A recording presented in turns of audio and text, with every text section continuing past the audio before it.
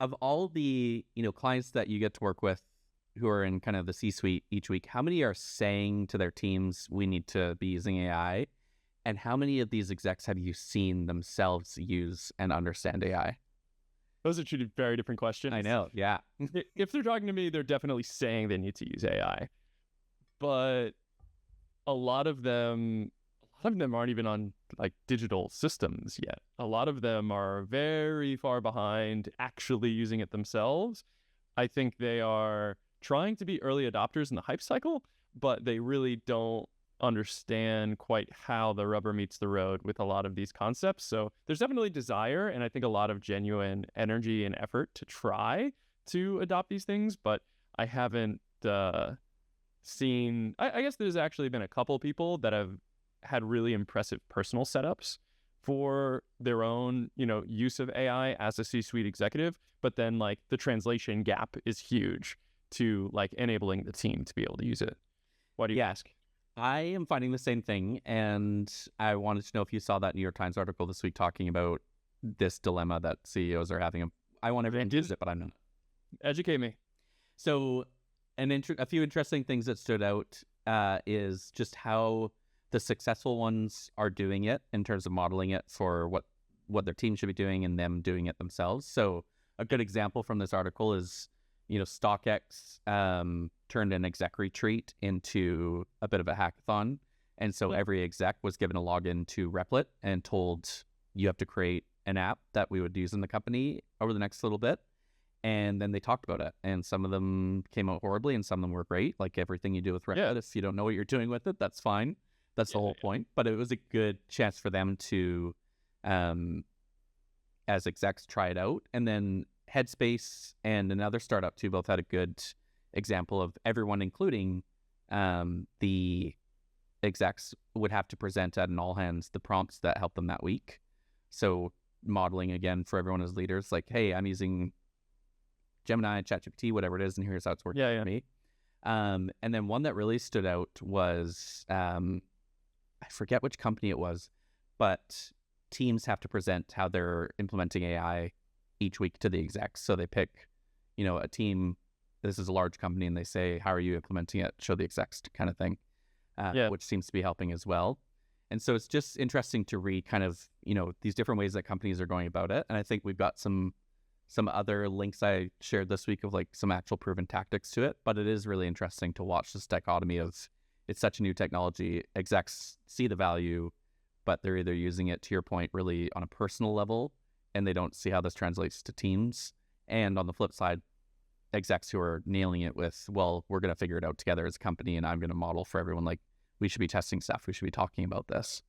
Yeah. I think the hackathon requirement at that retreat, I think that's a really good tactic. I think executives especially are so far removed from the work that it's difficult sometimes to understand how the puzzle pieces fit together for the people that are like actually doing the things that generate direct value to the end consumer or the user or the customer or whoever it is in their style of company. Like the executives, I think, understand the magnitude of the leverage that can be created.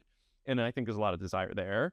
But unless you're actually playing with it, it's really hard to wave a magic wand and, transform your organization into being AI first. Like, you need to get your hands dirty. You got to play with something. Otherwise, you really have no bounds of or sense of what's possible. So I'm happy to hear about the hackathon, retreat. That's a pretty cool tactic. Yeah, and then the product exec, like who works in the SaaS industry, Lenny's newsletter, Lenny's podcast, if folks haven't seen it, he's pretty good. Yeah, he's great. Yeah, he's great, and he and one of his writers kind of partnered on asking a bunch of teams who are doing it well, kind of how they're going about it. So they have a really good playbook, which I think we can link in the show notes. But they have a really good 25 proven tactics to accelerate AI adoption at your company is the title of it. But the kind of actual tactics are very actionable. So some things that stood out to me, and I'm curious if how you've seen these approaches work, is kind of execs explaining the how. So instead of just saying, use ChatGPT, here's a login, it's, how are we going to do this as a team? What are the concrete behaviors that we're going to change?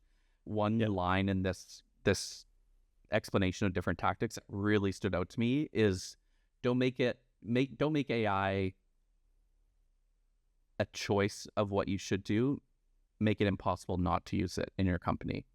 As in, make it so normalized that it feels like if I'm not using it, I'm doing something wrong versus the other thing. And I think that's, behavior changes and whatnot.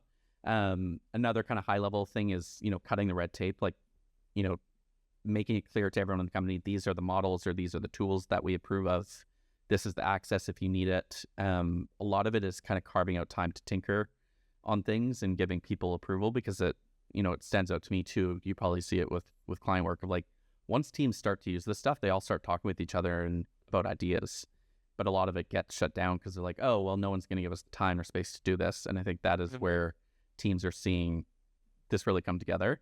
And then that leads to kind of one of the other tactics is, and these I'm talking about high level tactics, like this is, the article gets very specific, but another one that is, so successful is making that adoption visible. So if you're telling people it's okay to do this, and then you're going to the next logical step of we've cut the red tape to do it, the next step is now when it goes well, or even if it doesn't go well, share it with the rest of the company. Especially if it doesn't go well. Yes. Right? Yes. Especially if it doesn't go well. Yeah.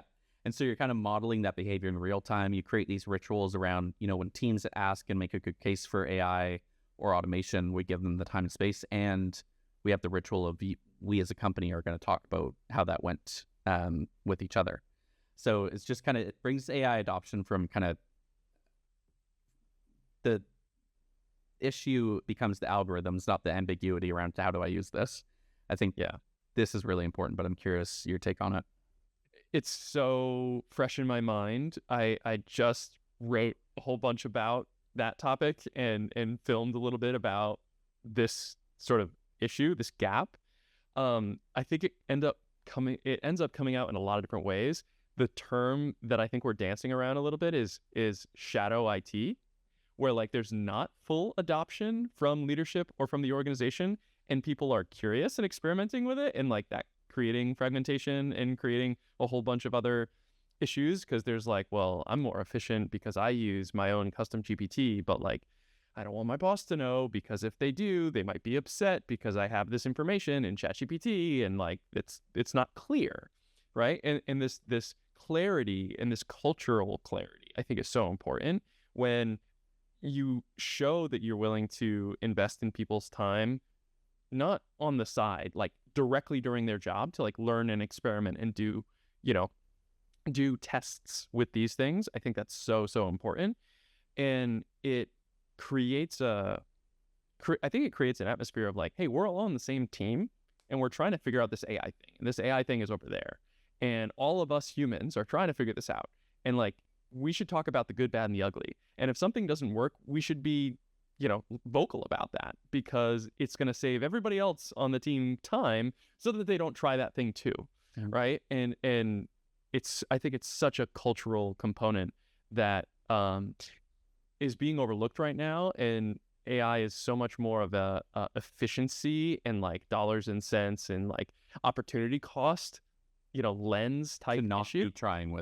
Right. Yeah. Right. But it's it's not about, hey, I hired a consultant, or I subscribed to, pro version of ChatGPT and now I can do all these things. Like, that's not the solution. It's not like that. It's how do you establish culture at the organization to make incremental changes and adaptations and evolutions of every individual system and workflow and thing at the organization to like maybe and maybe not use AI. Right? Yeah. Well, and the other big thing you hit on that, like, I think a lot of execs don't realize, because like shadow IT is a topic with AI tooling versus the previous generation of digital transformation, and shadow IT there are very different. And I think execs have it in their mind of, oh, when I hear shadow IT, the mental model in my mind means someone probably hates that the engineering team is using Jira and they went and signed up for Asana and put 20 of their own tasks in there. That's shadow IT in the digital transformation era.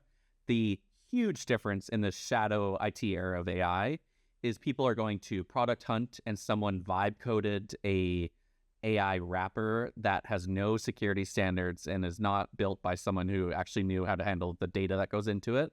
And now someone is signing up for that and saying, oh yeah, I'll connect this to our entire code database and our entire Jira database or tooling and integrations, or HubSpot with all of our client records. Like going in there and just saying, yes, you can add this. And so there's a huge difference in shadow IT and how you have to nip that in the bud as a leader. Severity.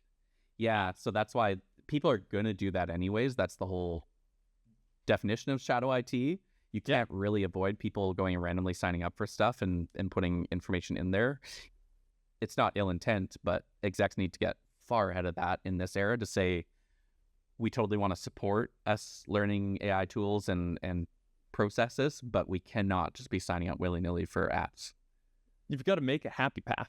Yeah. Right? The happy path is not don't use any AI tooling ever. That's not the happy path. Yeah. That is the I will die slow over the next year and a half path. Right?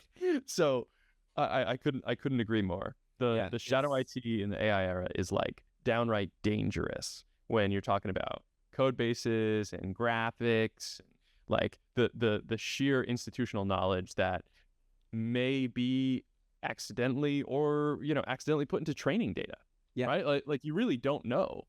And there's just got to be a described, clear path where everybody can be out in the open. Like, hey, this is why we don't want you to use these particular tools, but we've paid for this tool that won't take our trade secrets and put it in training data. It's just so important. Yeah, with shadow IT in the AI era, every leader needs to be standing at the bowling lane and saying, these bumpers are going to help you and us. So you're going to put bumpers down when you're bowling. Yeah. Very different with security and just the sheer amount of data that you can give it access to, which, speaking of, you had, I think the story that caught your eye this week was about where all your data goes with AI and when you're using it with systems. Yeah. So there was a backend revealed from Apple saying that Google and Gemini might be getting tapped as a choice inside of your Siri, inside of Siri's AI. I thought that it's a super short story. It's, somebody posting a screenshot to X and like, a little blurb about it in The Verge. But I think it's actually 3 stories, right? I think the first one is Apple still hasn't figured out AI. Right? Apple still doesn't know how to take the DeepSeek model and give it a little zhuzh to make it Apple's model or something, right? Like that's the first story that it really says. The second one is like, some users don't really like OpenAI, and like Siri's really not that much better. Like that's like the second story. And then the third one is like, maybe Gemini will come. Maybe Apple will try to play the position of like, now you can use any of your AI assistants inside of Apple because, Apple is playing the card of like, well, we don't make you choose. We give you all the options, right? Because they can't figure it out themselves, apparently. I just thought that was like really fascinating. And I'm wondering, from your vantage point, where you think Apple's strategy is falling here? Like, was this like really a leak? Was this kind of planted? Like, what do you think about it? Publicly, I think it was described as the person parted ways and left, and it was vague, but like they essentially cleaned house on their AI side in the last few months because of this Siri sale over the last year. They did a bunch of ads, they announced a bunch of changes and improvements they were making, and almost none of it shipped to this day. And so they've cleaned house. I think that the desire to do it in-house is very un-Apple-like. And so it seems like they were stuck in a middle ground. But Apple tends to try to enter a market when it's somewhat mature. They did it with, MP3 players, they did it with phones, and then they changed the industry at that point. Yeah, headphones, AirPods. So that's kind of my read on this of like, I expect this to continue to happen for the next couple of years with them of, they're going to make it more feasible to swap out models for the end user and themselves because they're not really sure yet what they're doing. Yeah, there was an article or a research paper I saw must have been months ago at this point, where someone from Apple was arguing that like reasoning these reasoning models is just kind of going down a dead end road, and that there's going to be a ceiling that we hit. It was like predicting that. I wonder how much of the AI debacles at Apple were like grounded in that philosophy, right? Like trying to create some net new approach that would lead to a longer road. Yeah, I think it's just tough. Yeah, well, and how you integrate AI into your apps is it's still so early how teams are figuring this out. Like my app of the week is Tell me about it. Notion, their mail app. So there's Notion as the tool that does project management and documents and all that fun stuff. But Notion is going hard in kind of the whole ecosystem of different apps people use for work. So they have an awesome calendar app that I use every day.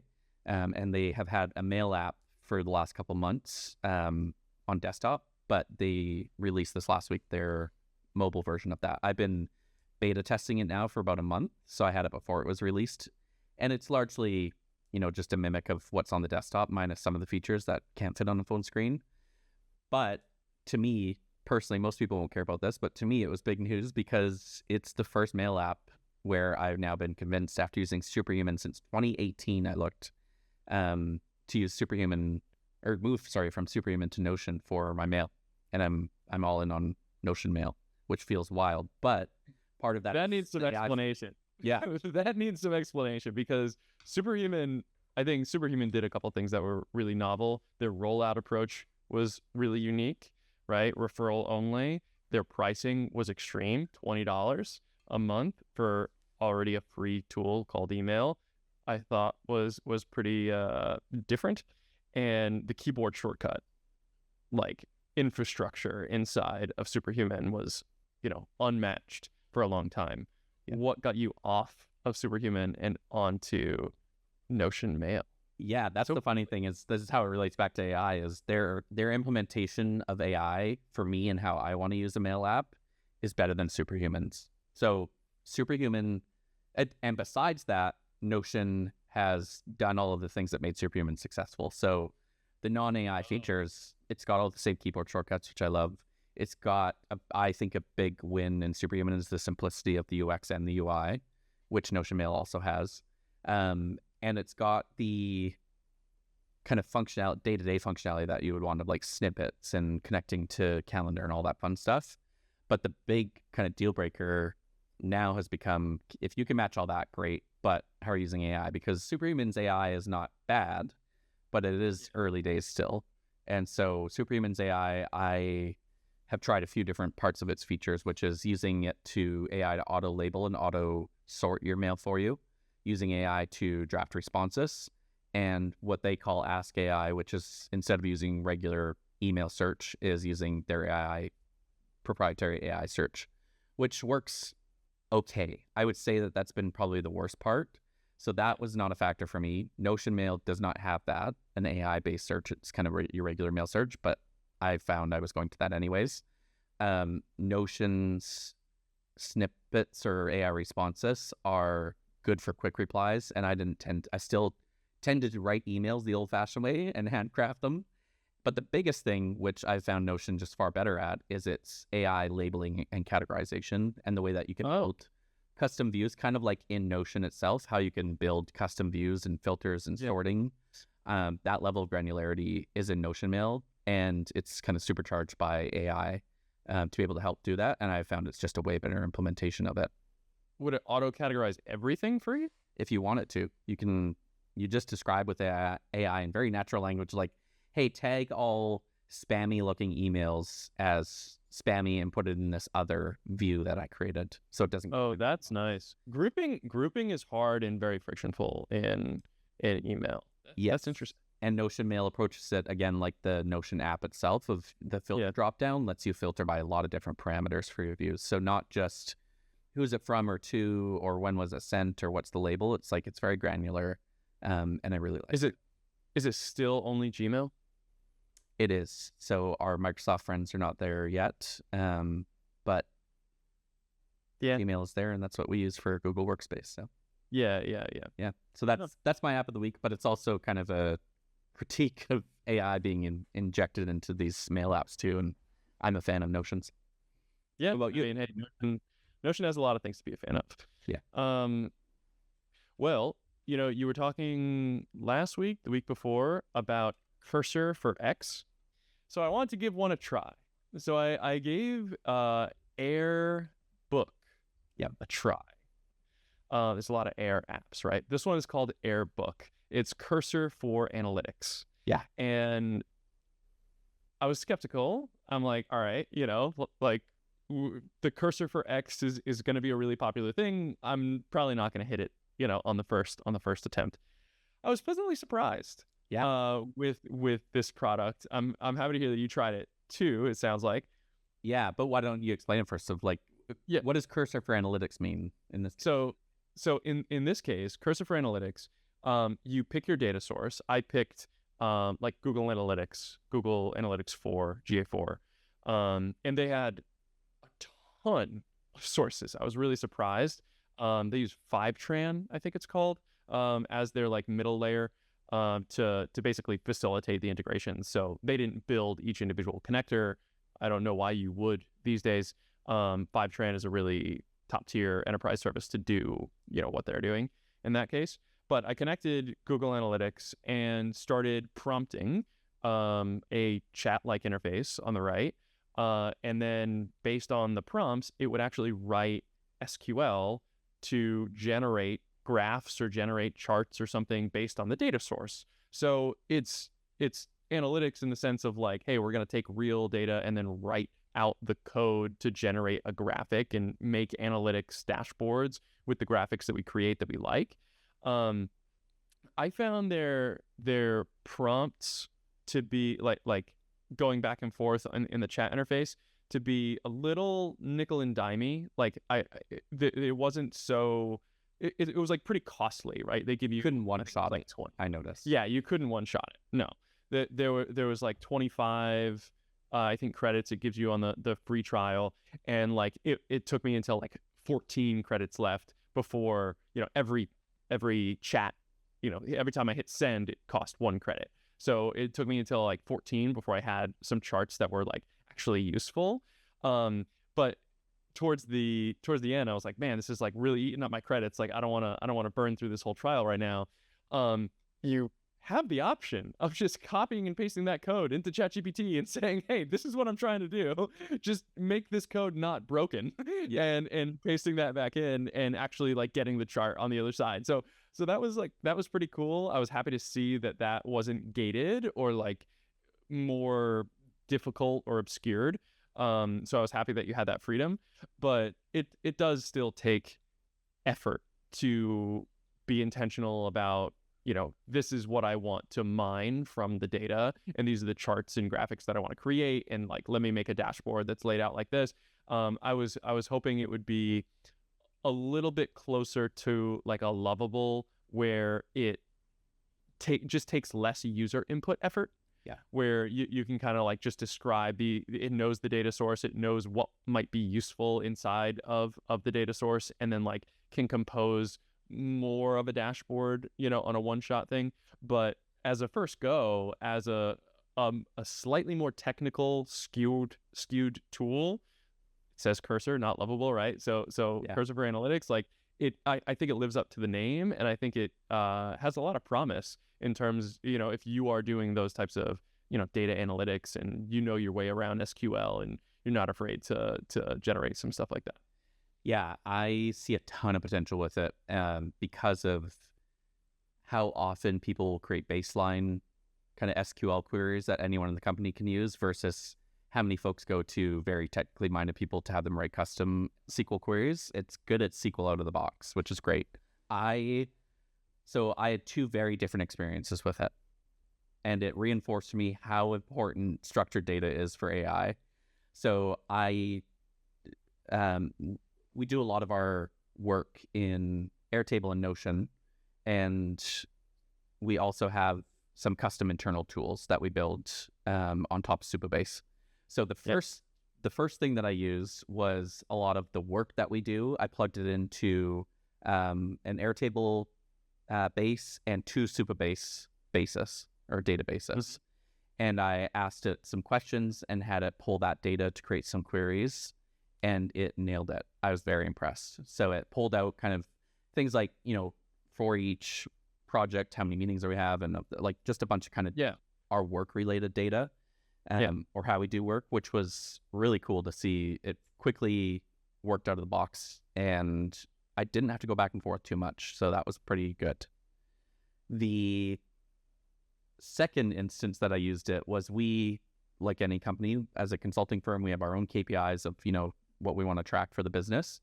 And we currently, because there's data sources all over the place, and, we implement this stuff for our clients, but we're not at a size where we need all of that right now. But all that is to say, we've got a few different iterations of KPI stuff that we've done in Google Sheets, and it's a bit messier, and their columns across those 3 sheets, it might be the same data point, but we called it different things in different sheets, kind of thing. So my second instance was connecting it to these iterations of KPIs in Google Sheets, and it bombed, and I ran out of credits, and I was not paying for more. So I was just about to ask you, are you actually still paying for it, or did you pay for it, or are you going to use it? Like, no, me neither. I'm not gonna, it's not worth it to me to get the analytics. Like, the data's there. At some point, we'll look at it. I don't think it changes any decisions for me. But it's interesting you had those polar opposite experiences. Yeah, structured data, it worked quite well. Unstructured data, it did not. And it just reinforces what we preach to folks we work with all the time, of get your data together and integrated and connected, and structure it properly. Got to do the work at the end of the day. And the AI becomes very useful. Clean the house. Yeah. Speaking of, it's the afternoon on a Friday. I need to go do that. I'm going to be an adult for a bit and go clean. So I think that's it for this week. Anything else you want to chat about? No, that's all I got. I got to go too. I have a couple things I got to get to before the weekend starts. So it's good catching up. See you next week. Ciao.